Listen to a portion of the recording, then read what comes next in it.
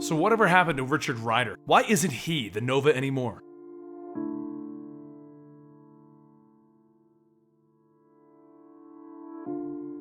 Welcome to the Complete Story series, where I take trade paperbacks and single issues and I break them down into digestible bites to help you understand. Then I read it dramatically back to you. All alterations to the panels, text, and images are to prevent copyright problems, and all art is owned by its respective companies. If you're enjoying these stories, don't forget to support the industry by purchasing comic books online or at your local comic book store.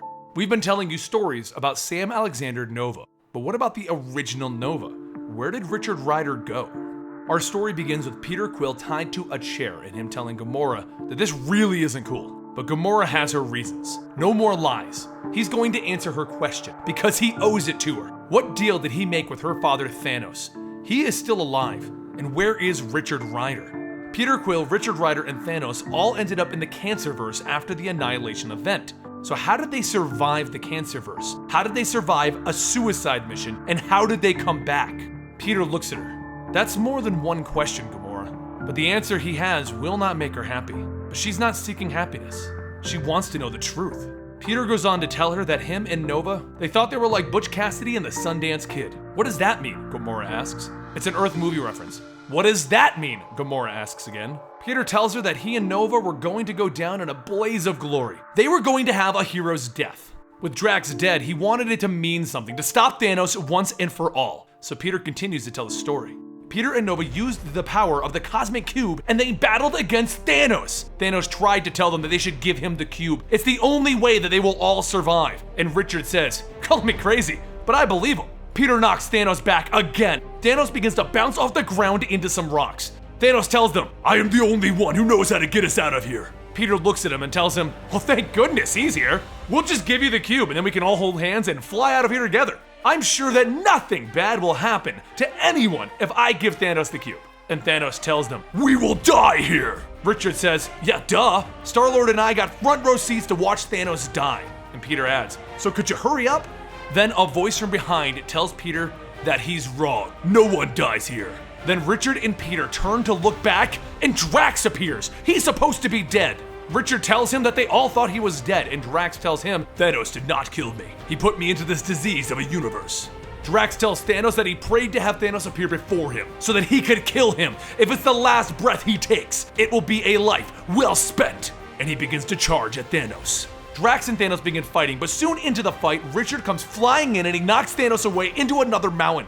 Thanos punches Richard, but Richard continues blasting into Thanos until he falls. But when Richard looks up, everyone realizes that they are not alone in the Cancerverse. As creatures begin to come after them, Richard tells Peter to go and takes Drax out of here. But Peter tells him no, and he holds up the cube. Suddenly, a giant blue explosion begins to cover the area, hitting the creatures as well as Thanos. Thanos goes on to tell Peter that he is not prepared to die today. And Peter tells him, actually, we are. And he blasts Thanos again. Richard tells Peter that he needs to drop the cube, but Peter can't. The cube is taking control of Peter. He didn't know what to do with it, and Thanos was demanding that he give it to him. Thanos can get them out. They are survivors, all of them.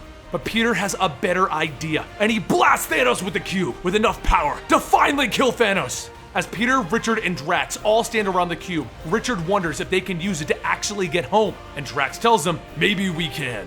But Peter tells him that Thanos didn't actually know how to use the cube. He thought he killed Drax, but instead he sent him here. So it's probably all just talk that he knows how to use the cube. And as Peter goes on, a shadow begins to loom over him. And it's Thanos punching Peter so hard that he punches through Peter's chest. Drax grabs the cube and he punches Thanos while Richard blasts him, killing him again.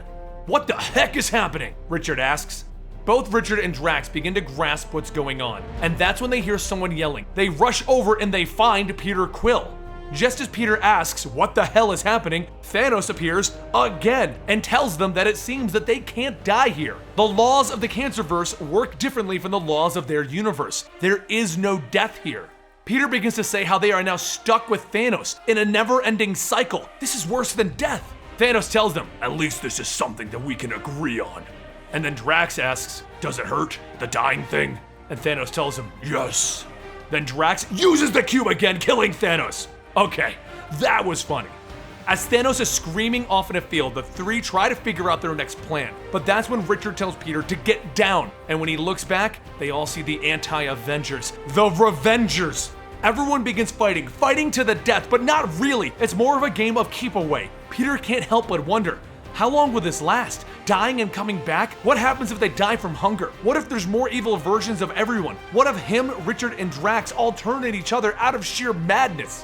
While everyone continues to fight, there is a moment, a single moment when the cube is left out in the open for anyone to take, and Richard sees it. So he flies in grabbing it. Everything is finally good until Anti-America's shield is thrown, cutting off Richard Ryder's arm.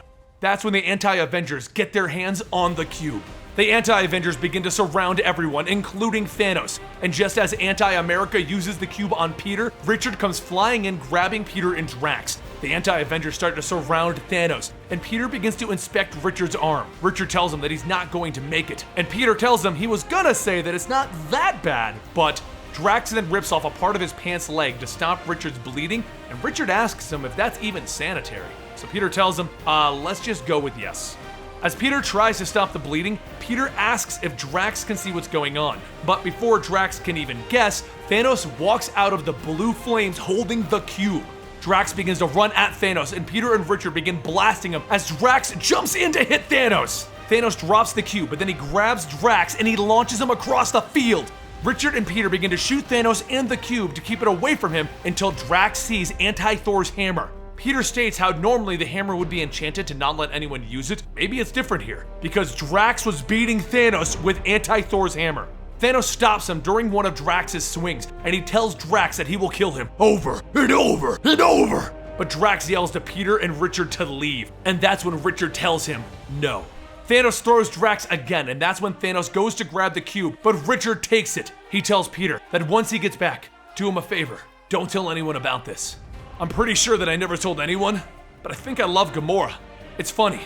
Richard imagined a time when he could convince Gamora to just be happy, make the Nova Corps a thing again, be an Avenger, but he would rather give it all up to make sure that Peter and Drax get home and kill Thanos. Peter tells him that he can come too, but Richard tells him, I can't, I'm the door.